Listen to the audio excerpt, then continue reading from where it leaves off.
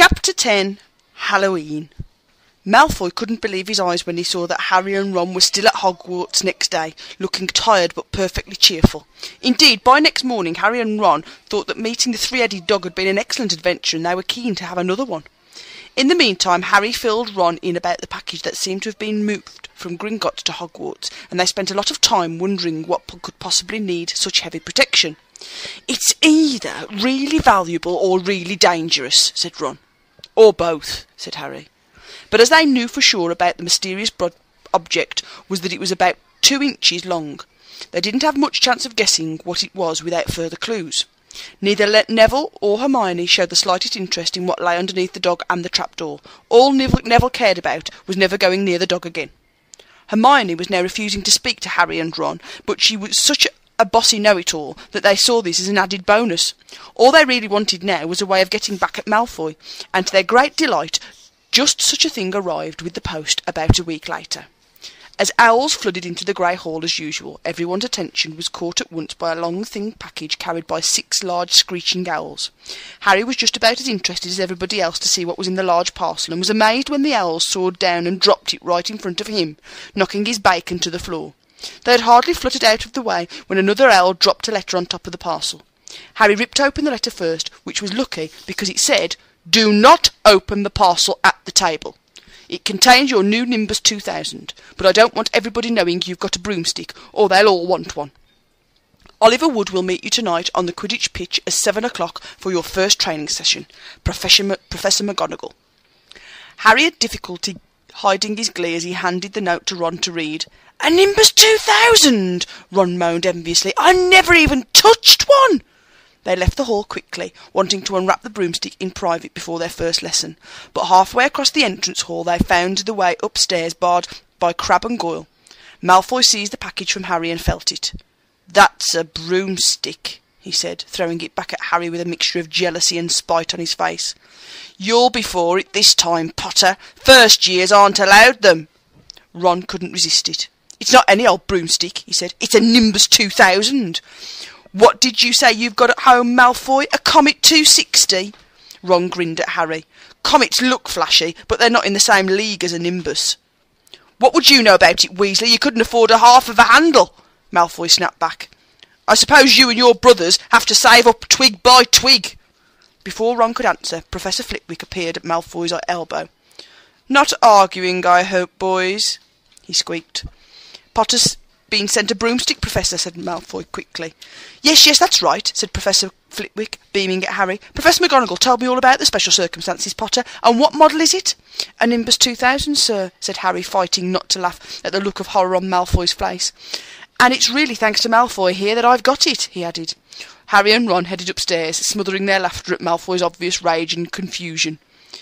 "Well, it's true," Harry chortled as they reached the top of the marble staircase. "If he hadn't stolen Neville's Remember-All, I wouldn't be on the team. So I suppose you think that's a reward for breaking the rules?" Came an angry voice from just behind. Hermione was stumping up the stairs, looking disapprovingly at the package in Harry's hand. "I thought you weren't speaking to us," said Harry. "Yes, don't stop now," said Ron. "It's doing us so much good." Hermione marched away with her nose in the air. Harry had a lot of trouble keeping his mind on his lesson that day. He kept wandering up to the dormitory where his new broomstick was lying on his bed, or staying off the Quidditch pitch where he'd been learning to play that night. He bolted his dinner down that evening without noticing what he was eating, and then rushed upstairs with Ron to unwrap the Nimbus 2000 at last. "Wow!" Ron sighed as the broomstick rolled onto Harry's bedspread. Even Harry, who knew nothing about the different brooms, thought it looked wonderful. Sleek and shiny with a mahogany handle, it had a long tail of neat straight twigs and Nimbus 2000 written in gold near the top. As 7 o'clock drew nearer, Harry left the castle and set off towards the Quidditch pitch in the dusk. He'd never been inside the stadium before. Hundreds of seats were raised in stands around the pitch so that the spectators were high enough to see what was going on. At either end of the pitch there were 3 golden poles with hoops on the end. They reminded Harry of the little plastic sticks Muggle children blew bubbles through, except that they were 50 feet high. Too eager to fly again to wait for Wood, Harry mounted his broomstick and kicked off the ground. What a feeling! He swooped in and out of the goalposts and then sped up and down the pitch. The Nimbus 2000 turned wherever he wanted, at the slightest touch. "Hey, Potter, come down!" Oliver Wood had arrived. He was carrying a large wooden crate under his arm. Harry landed next to him. "Very nice," said Wood, as his eyes glinting. "I see what McGonagall meant. You really are a natural. I'm just going to teach you the rules this evening, then you'll be joining team practice 3 times a week." He opened the crate. Inside were 4 different-sized balls. "Right," said Wood. "Now Quidditch is easy enough to understand, even if it's not too easy to play. There are 7 players on each side. 3 of them are called chasers." 3 chasers, Harry repeated, as Wood took out his bright red ball about the size of a football. "This ball's called the quaffle," said Wood. "The chasers throw the quaffle to each other and try and get it through one of the hoops to score a goal. 10 points every time the quaffle goes through one of the hoops. Follow me? The chasers throw the quaffle and put it through the hoops to score," Harry recited. "So, that's sort of like basketball on broomsticks with hoops, isn't it?" "What's basketball?" said Wood curiously. "Never mind," said Harry quickly. "Now, there's another player on each side who's called the keeper. I'm keeper for Gryffindor. I have to fly around our hoops and stop the other team from scoring." 3 chasers, 1 keeper," said Harry, who was determined to remember it all, "and they play with the quaffle." "OK, yep, got that. So, what are they for?" He pointed at the 3 balls left inside the box. "I'll show you now," said Wood. "Take this." He handed Harry a small club, a bit like a rounder's bat. "I'm going to show you what the bludgers do," Wood said. "These 2 are the bludgers." He showed Harry 2 identical balls, jet black and slightly smaller than the red quaffle.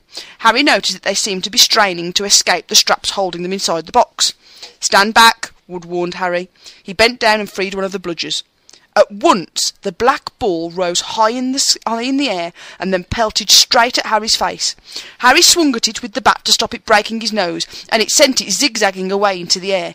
It zoomed around their heads and then shot at Wood, who dived on top of it and managed to pin it to the ground. "See?" Wood panted, forcing and struggling Bludger back into the crate and strapping it down safely. "The bludgers rocket around trying to knock players off their brooms. That's why you have the 2 beaters on each team. The Weasley's twins are ours. It's their job to protect their side from the bludgers and to try and knock them towards the other team. So, think you've got all that?" 3 chasers try and score with the quaffle. The keeper guards the goalpost. The beaters keep the bludgers away from the team. Harry reeled off. "Very good," said Wood. Have the bludgers ever killed anyone?" Harry asked, hoping he sounded offhand. "Never at Hogwarts. We've had a couple of broken jaws, but nothing worse than that. Now, the last member of the team is the Seeker. That's you. And you don't have to worry about the quaffle or the bludgers. Unless they crack my head open. Don't worry, the Weasleys are more than a match for the bludgers. I mean, they're like a pair of human bludgers themselves." Wood reached into the crate and took out the 4th and last ball. Compared with the quaffle and the bludgers, it was tiny, about the size of a large walnut. It was bright gold and had little fluttering silver wings. "This," said Wood, "is the golden snitch, and it's the most important ball of the lot. It's very hard to catch because it's so fast and difficult to see. It's the Seeker's job to catch it. You've got to weave in and out of the chasers, beaters, bludgers and quaffle to get it before the other team's Seeker, because whichever Seeker catches the snitch wins his team an extra 150 points, so they nearly always win. That's why Seekers get fouled so much.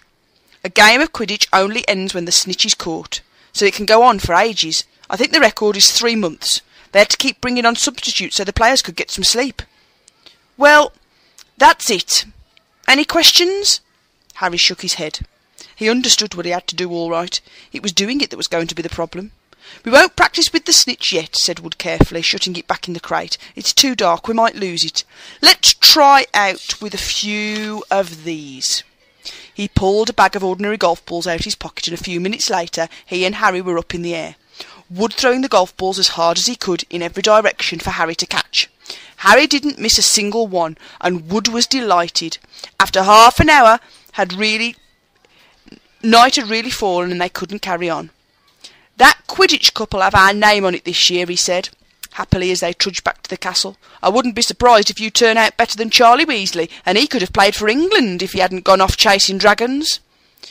Perhaps it was because he was now so busy, what with Quidditch practice 3 evenings a week on top of all his homework, but Harry could hardly believe it when he realised that he'd already been at Hogwarts 2 months. The castle felt more like home than Privet Drive had ever done. His lessons, too, were becoming more and more interesting now that they had mastered the basics. On Halloween morning they woke up to a delicious smell of baking pumpkin wafting through the corridors. Even better, Professor Flitwick announced in charms that he thought they were ready to start making objects fly, something they had all been dying to try since they'd seen him make Neville's toad zoom around the classroom. Professor Flitwick put the class into pairs to practice Harry's partner. Hang on, let me do that bit again. Even better, Professor Flitwick announced in charms that he thought they were ready to start making objects fly, something they had all been dying to try since they'd seen him make Neville's toad zoom around the classroom. Professor Flitwick put the class into pairs to practice. Harry's partner was Seamus Finnegan, which was a relief because Neville had been trying to catch his eye. Ron, however, was to be working with Hermione Granger. It was hard to tell whether Ron or Hermione was angrier about this. She hadn't spoke to either of them since the day Harry's broomstick had arrived. "Now don't forget that nice wrist movement we've been practising," squeaked Professor Flitwick, perched on top of his pile of books as usual. "Swish and flick. Remember? Swish and flick, and say the magic words properly is very important. Never forget Wizard Barufio, who said instead of F and found himself on the floor with a buffalo on his chest." It was very difficult. Harry and Seamus swished and flicked, but the feathers they were supposed to be sending skywards just landed on the desktop. Seamus got so impatient that he prodded it with his wand and set fire to it. Harry had to put it out with his hat. Ron at the next table wasn't having much more luck. "Wingardium Leviosa," he shouted, waving his long arms like a windmill. "You're saying it all wrong," Harry heard Hermione snap. "It's Wingardium Leviosa. Make the gar nice and long." "You do it then if you're so clever," Ron snarled. Hermione rolled up the sleeves of her gown, flicked her wand and said, "Wingardium Leviosa." Their feathers rose off the desk and hovered about 4 feet above their heads. "Oh, well done!"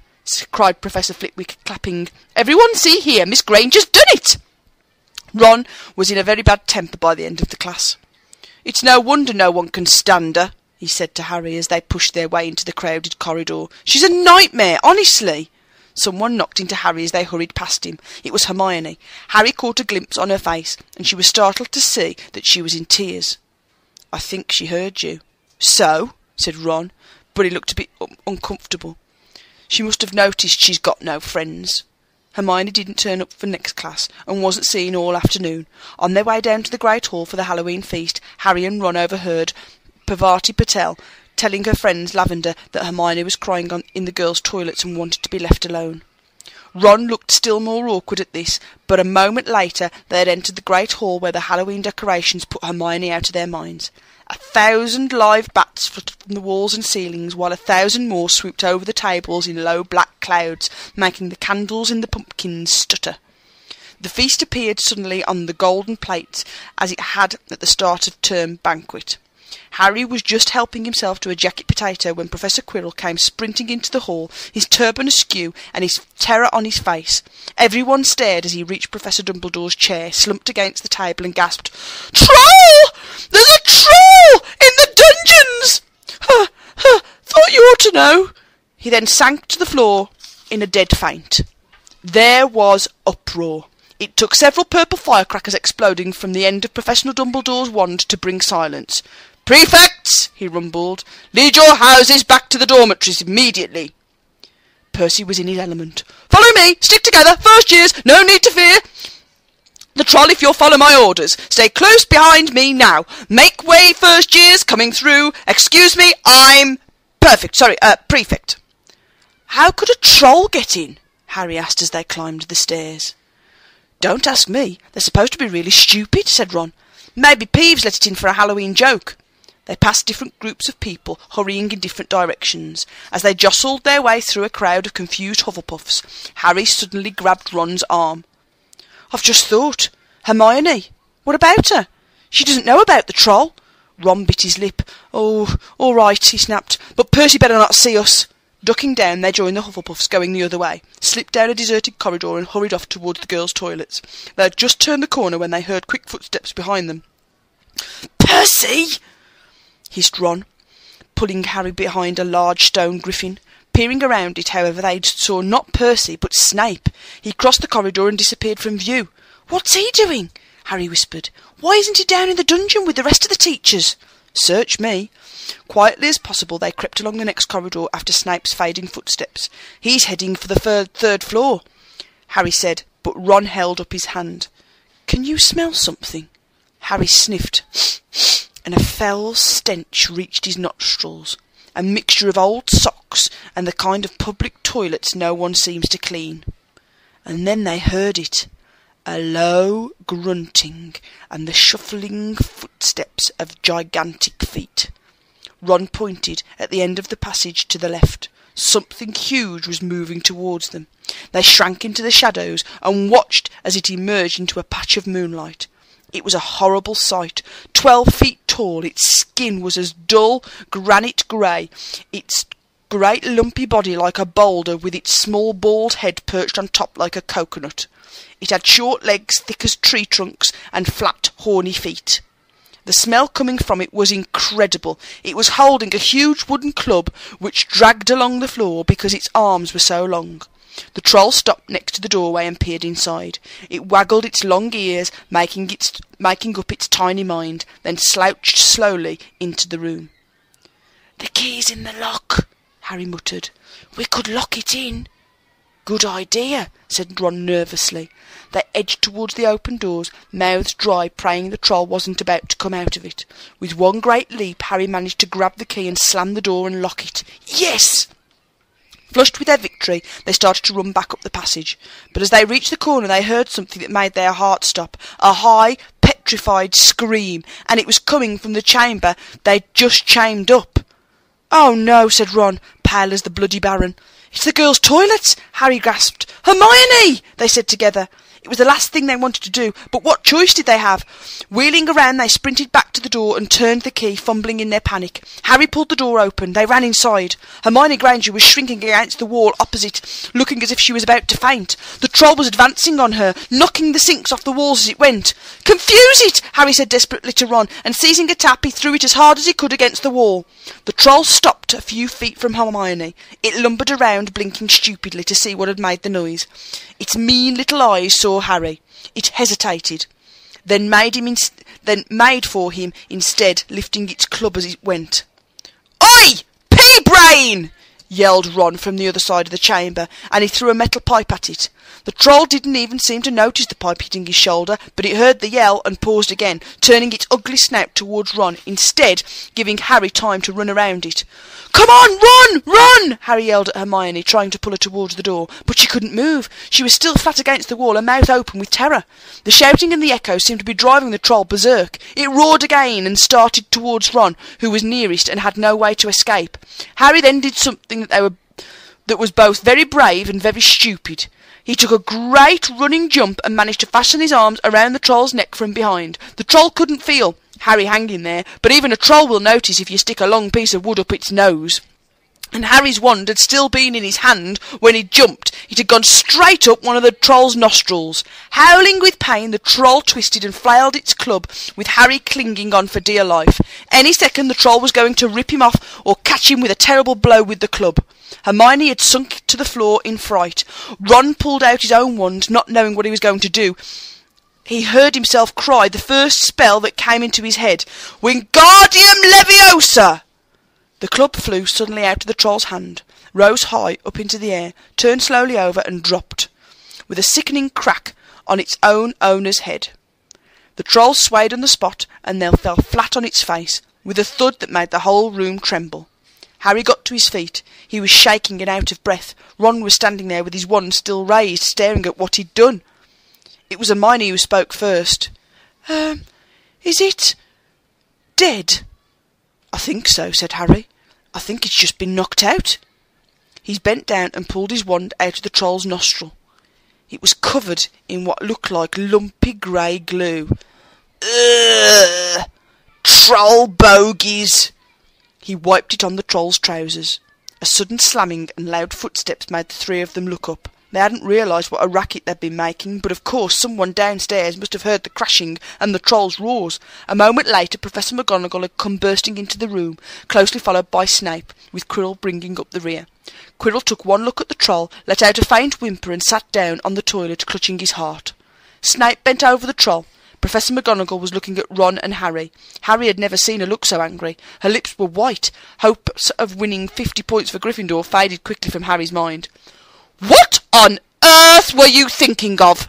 said Professor McGonagall with a cold fury in her voice. Harry looked at Ron, who was still standing with the wand in the air. "You're lucky you weren't killed! Why aren't you in your dormitory?" Snape gave Harry a swift, piercing look. Harry looked at the floor. He wished Ron would put his wand down. Then a small voice came out of the shadows. Please, Professor McGonagall, they were looking for me." "Miss Granger?" Hermione had managed to get to her feet at last. "I went looking for the troll because I thought I could deal with it on my own, you know, because I've read all about them." Ron dropped his wand, Hermione Granger telling a downright lie to her teacher. "If they hadn't found me, I'd be dead now." Harry stuck his wand up its nose, and Ron knocked it out with its own club. "They didn't have time to come and fetch anyone. It was about to finish me off when they arrived." Harry and Ron tried to look as though this story wasn't new to them. "Well, in that case," said Professor McGonagall, staring at the three of them, "Miss Granger, you're a foolish girl. How could you think of tackling a mountain troll on your own?" Hermione hung her head. Harry was speechless. Hermione was the last person to do anything against the rules. And here she was pretending she had, to get them out of trouble. It was as if Snape had started handing out sweets. "Miss Granger, 5 points will be taken from Gryffindor for this," said Professor McGonagall. "I'm very disappointed in you. If you're not hurt at all, you'd better get off to Gryffindor Tower. Students are finishing the feast in their houses." Hermione left. Professor McGonagall turned to Harry and Ron. "Well, I still say you're lucky not many first years could have taken a full-grown mountain troll. You each win Gryffindor 5 points. Professor McGonagall will be informed of this. You may go." They hurried out of the chamber and didn't speak at all until they had climbed 2 floors up. It was a relief to be away from the smell of the troll, quite apart from anything else. We should have got more than 10 points, Ron grumbled. 5? You mean once she's taken off Hermione's?" "Good of her to get us out of trouble like that," Ron admitted. "Mind you, we did save her." "She might not have needed saving if we hadn't locked the thing in with her," Harry reminded him. They had reached the portrait of the fat lady. "Pig snout," they said, and entered. The common room was packed and noisy. Everyone was eating the food they had been sent. Hermione, however, stood alone by the door waiting for them. There was a very embarrassed pause. Then, none of them looking at each other, they all said thanks and hurried off to get their plates. But from that moment on, Hermione Granger became their friend. There are some things you can't share without ending up liking each other, and knocking out a 12-foot mountain troll is one of them.